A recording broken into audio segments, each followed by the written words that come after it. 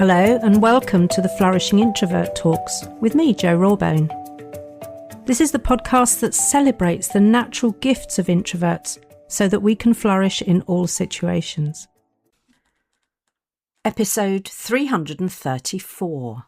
Have you written yourself off?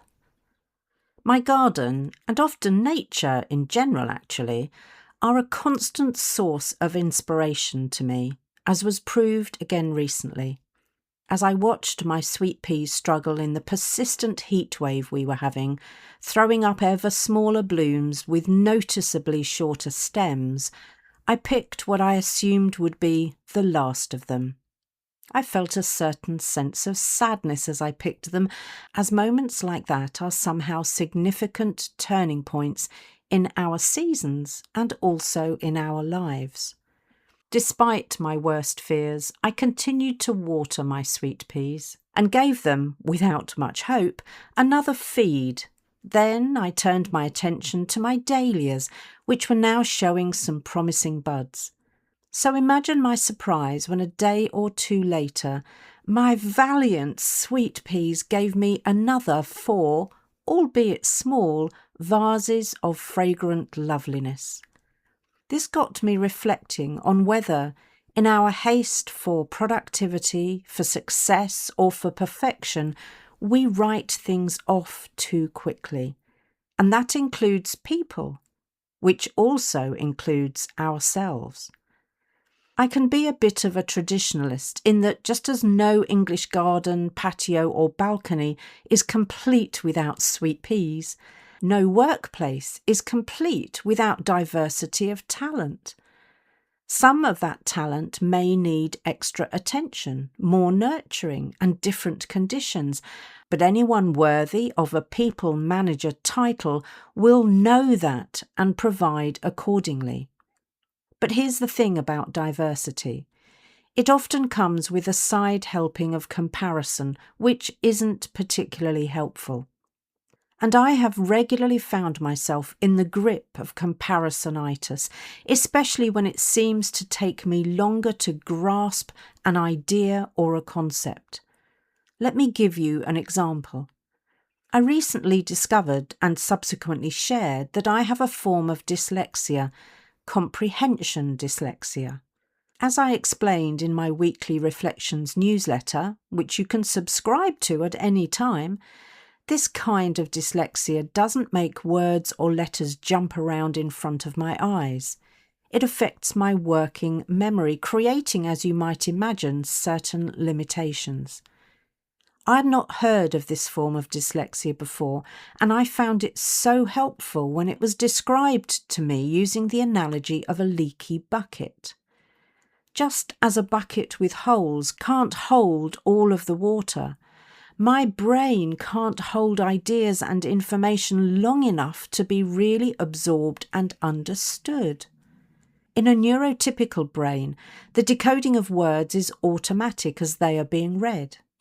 With my type of dyslexia, decoding the words takes far more effort, leaving little working memory capacity to understand the meaning of what I've just read.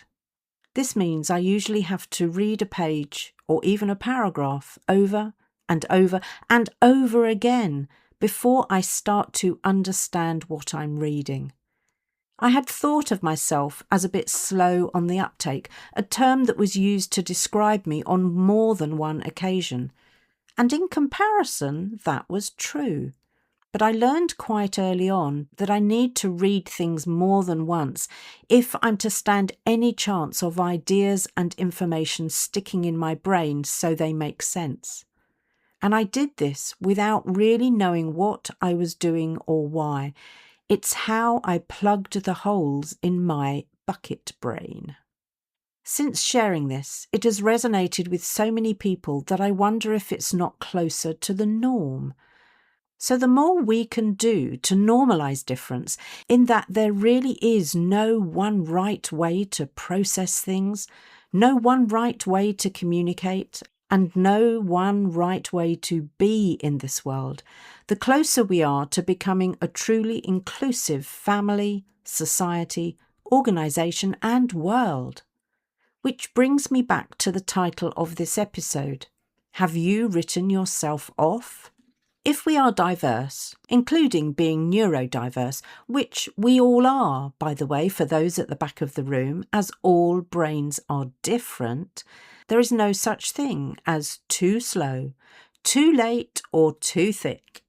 So I implore managers, educators and caregivers actually, don't mindlessly compare me or anyone else in their care with someone faster, someone with better grades, someone with better vocabulary. That's really not helpful.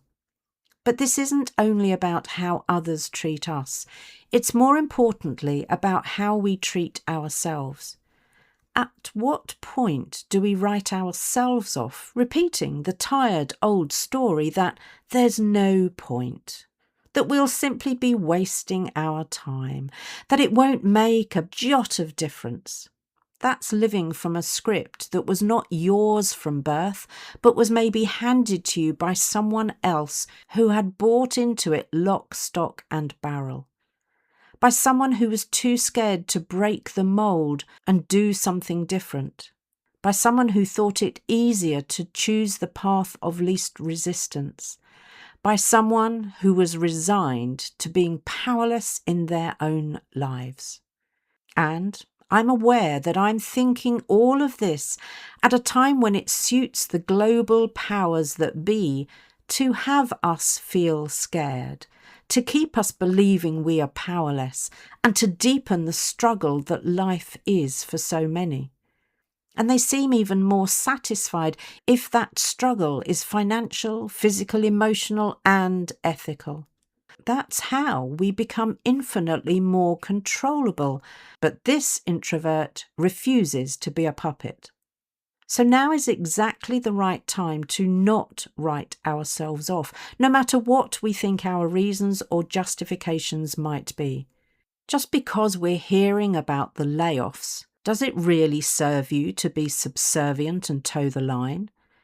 I know it may be tempting, the easier path right now, but if you do that now, the precedent has been set for worse to come. Now is actually the time to rise up and demonstrate the difference that our quiet skills and qualities bring to the table. And if they are not welcomed at the table you've been aspiring to sit at, it was never the right table. So, take your time, but look for or make a table where all are welcome, where the quiet voices can be heard and where ethical behaviour is the norm. You see, if you allow the current toxic climate to curtail your potential, to convince you that you're not leadership material, that you're not worthy of that promotion, you're playing into their hands. And if this is starting to sound like a rallying call, good, because it is. If we allow ourselves to be written off by writing ourselves off, we have no right to complain. So here is my suggested process to kick yourself out of that doom loop. Firstly, allow yourself to feel the frustration, the anger, the disappointment, the sadness or the upset at how things are right now. Those emotions are real. Feel them. Then dare to dream about how you want or need things to be and be clear on the difference. A need is something without which you don't function well. A want is icing on the cake. I'll be talking about this more in the next episode, I think. Then, determine which from that list are in your control or influence and be honest, because they are unlikely to be easy, but that doesn't mean you're powerless. Then, create your action plan, one that includes pre-charging and recharging time, and then get into action. Having accountability buddies at this stage really helps. And finally, stop watching supposed news channels and turn off the toxic social media channels. That is you making a stand to control you now. I realise this may be something very new for you. I remember when it was for me. and I'm still getting it wrong sometimes.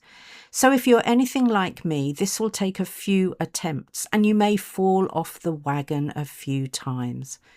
As I already mentioned, I did and still do from time to time, and that's to be expected because it's another small experiment. And whatever happens, it produces more data. It's vital at this stage that you don't retreat to lick your wounds. That defeats the object. More importantly, that's not how toxic societies, workplaces, and familial cultures are changed. Meek, mild, and polite won't cut it. The point is to remember why you were fired up, and that when things don't work out as you hoped, you don't relapse into writing yourself off as a failure or anything else your inner critic might want you to believe. This is the time to refuse to let any fear rob you of your ability to take appropriate action. Confidence, remember, is taking action no matter how daunting it feels.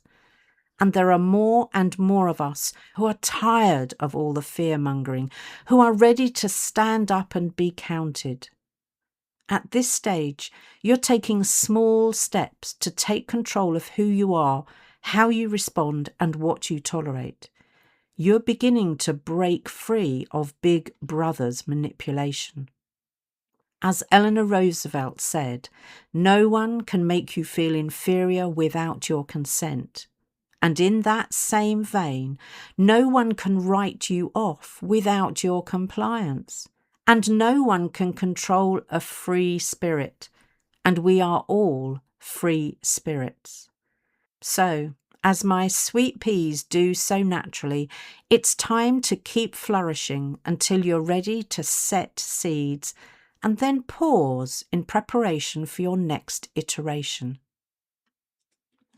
If you enjoyed this episode as much as I did, then please subscribe, rate us and leave a comment, because we know that helps other people find the podcast. And if other people find us, other introverts can flourish. You are listening to an Intentional Media Production podcast.